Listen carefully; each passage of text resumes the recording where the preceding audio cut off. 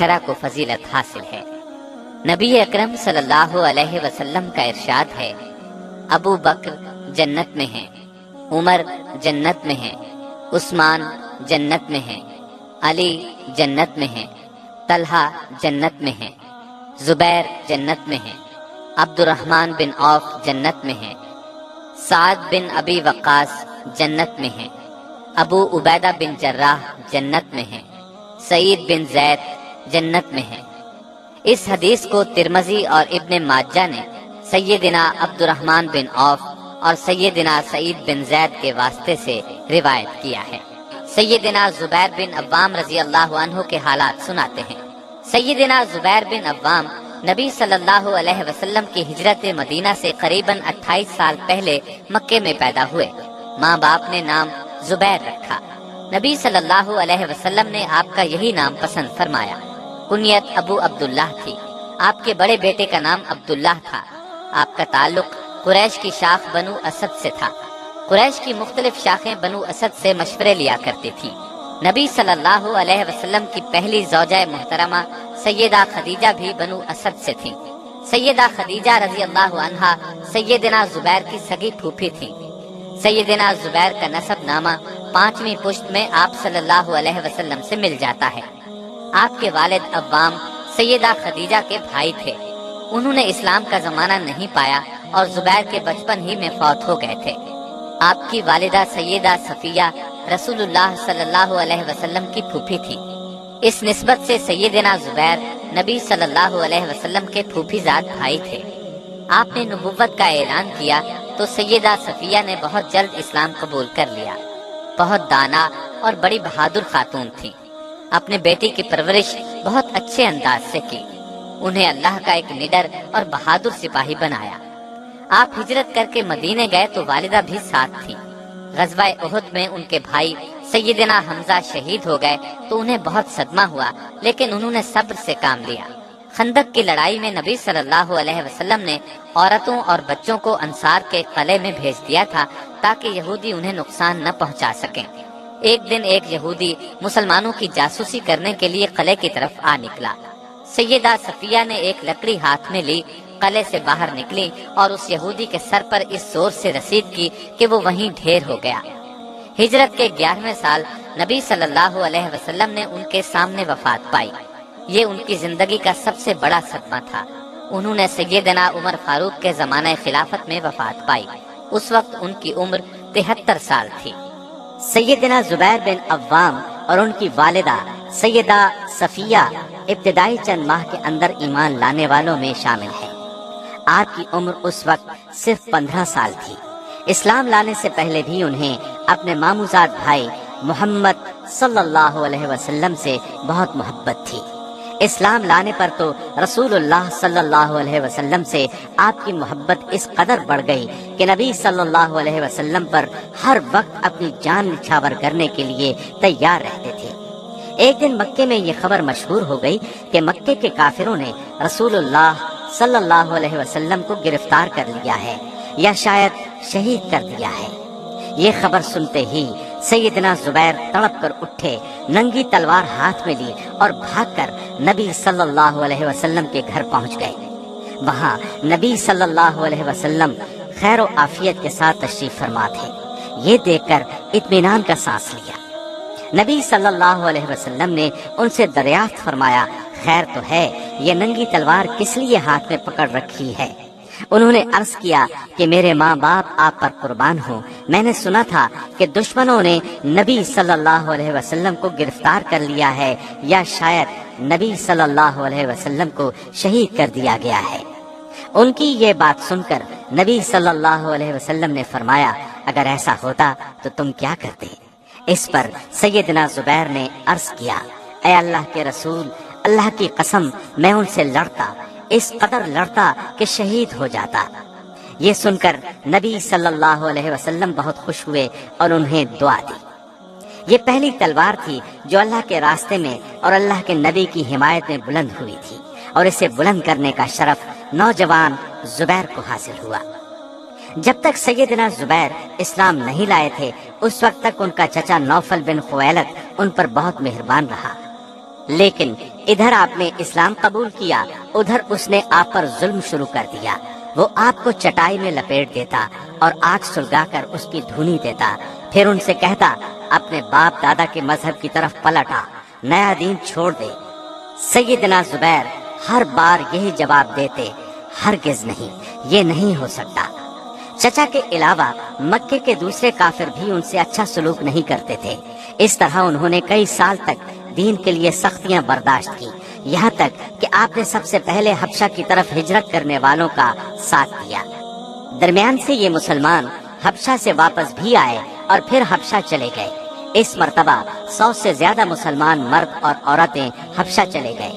حبشہ کی طرف ہجرت کر جانے والے مسلمانوں میں سے ایک جماعت تو خیبر کی لڑائی تک حبشہ میں رہی اور 7 ہجری کے شروع میں حبشہ سے مدینہ منورہ پہنچی، لیکن 40 کے قریب مرد اور عورتیں نبی صلی اللہ علیہ وسلم کے مدینے کی طرف ہجرت کرنے سے پہلے مکے واپس آ گئے۔ ان میں سیدنا زبیر بھی شامل تھے۔ انہوں نے مکے واپس آ کر تجارت شروع کر دی۔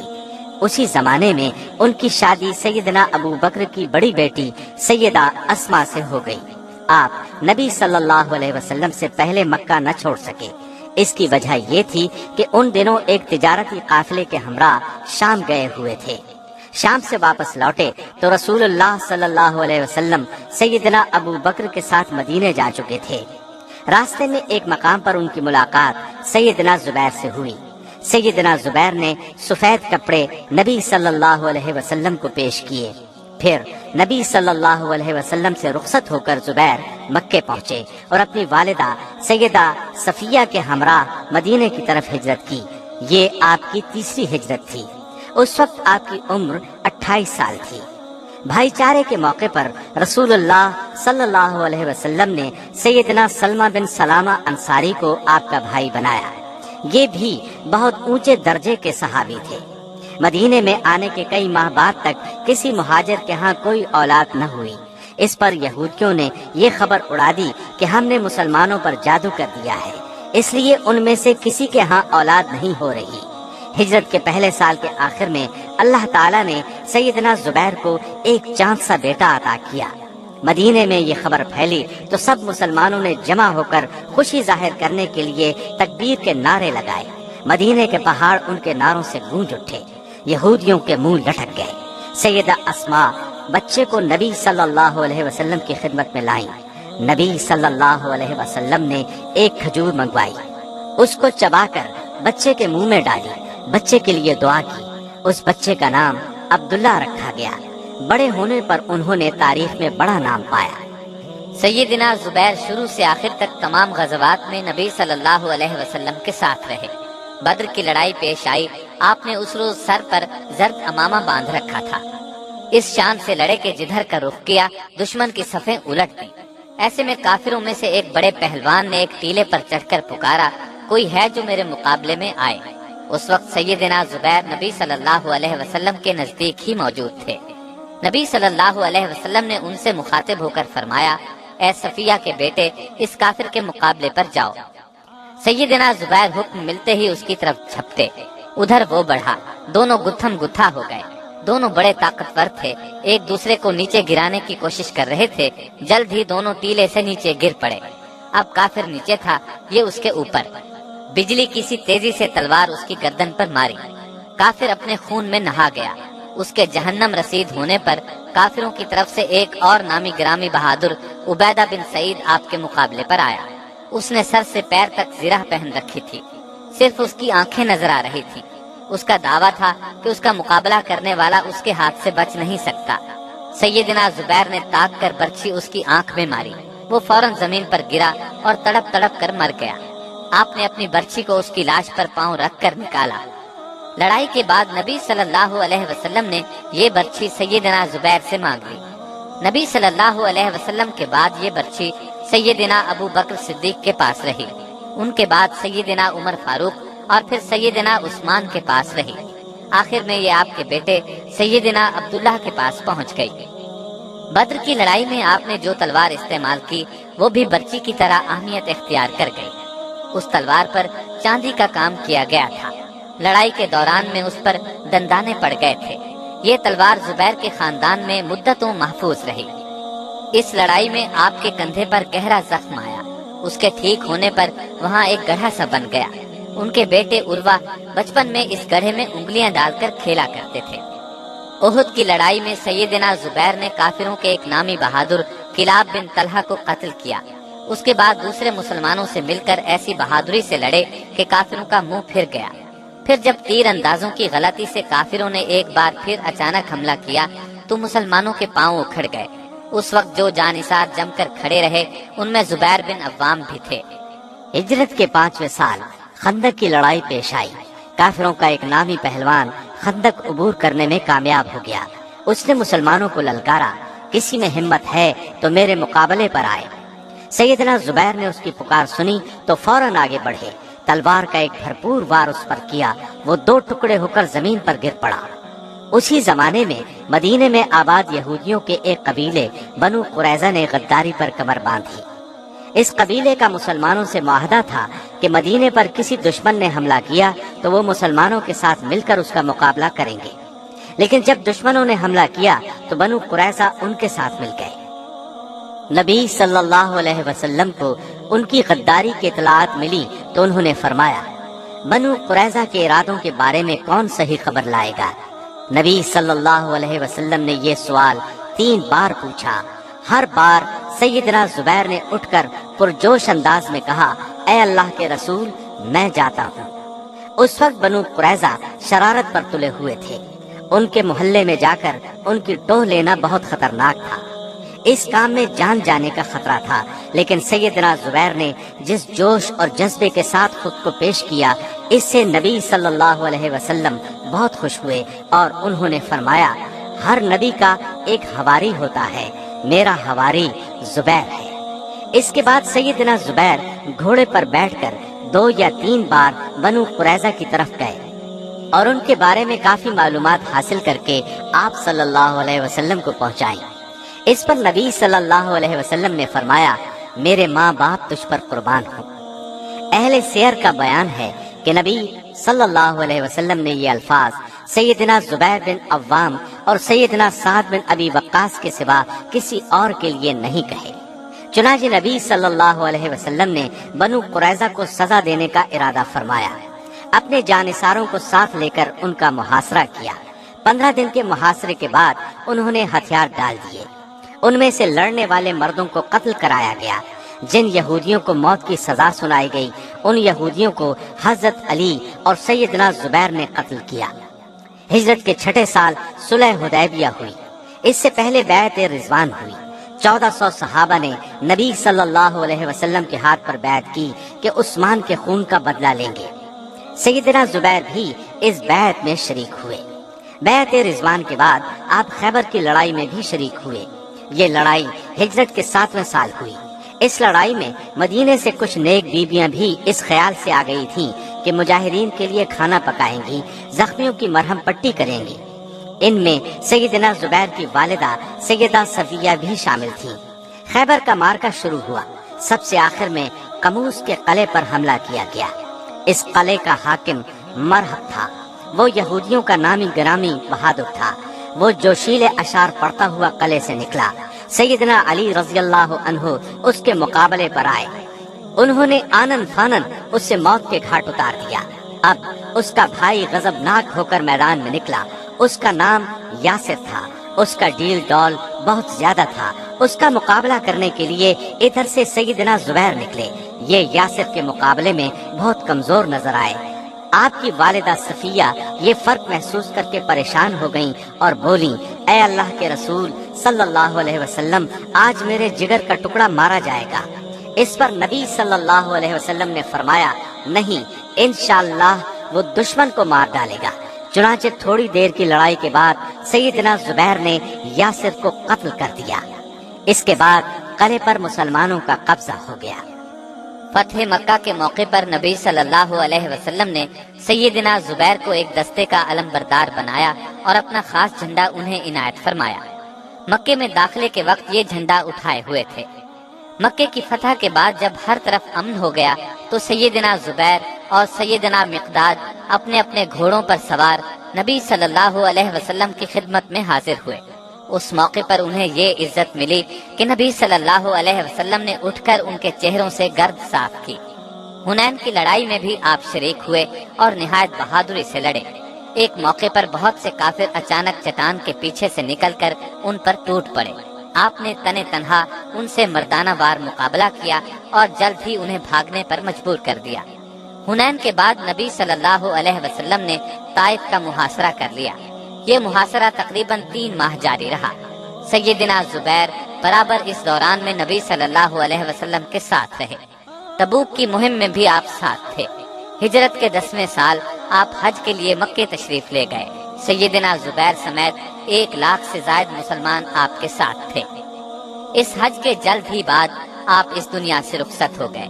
آپ کے بچھڑنے کا غم سیدنا زبیر کو بھی دوسرے صحابہ کی طرح بہت زیادہ ہوا۔